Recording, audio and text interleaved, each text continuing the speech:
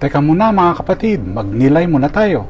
Ipinagdiriwang natin ang Paskwal na Bihilya, ang pinakabanal na gabi ng taon, kung saan tinalo ni Kristo ang kamatayan at nagdala ng bagong buhay sa mundo. Sa Ebanghelyo, natuklasan ng mga kababaihan ang walang laman na libingan.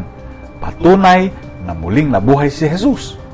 Tinupad ang kanyang pangako.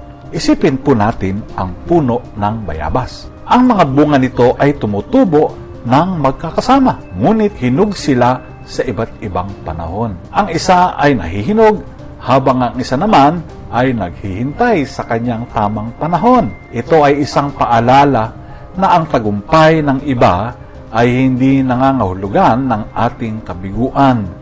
May mga tamang panahon ang lahat. Itinuro rin ito ng muling pagkabuhay sa atin. Marami sa atin ang tila nasa Biyernes Santo ng ating buhay.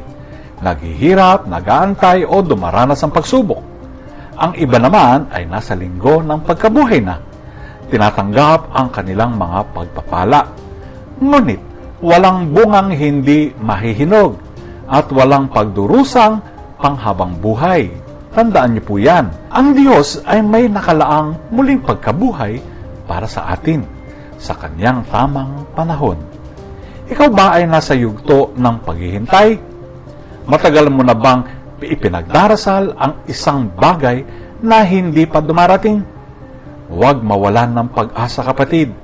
Darating ang iyong panahon. Ang plano ng Diyos ay kumikilos kahit hindi natin ito nakikita. Si Jesus ay muling nabuhay sa tamang oras. Hindi maaga, hindi rin huli. Magtitiwala ka ba sa Kanya habang hinihintay ang iyong sariling muling pagkabuhay ngayong banal na gabi? Magpakatatag tayo sa pananampalataya at pag-asa, sapagkat ang kapangyarihang bumuhay kay Kristo ay siya ring bubuhay sa atin. Alleluia. Amen.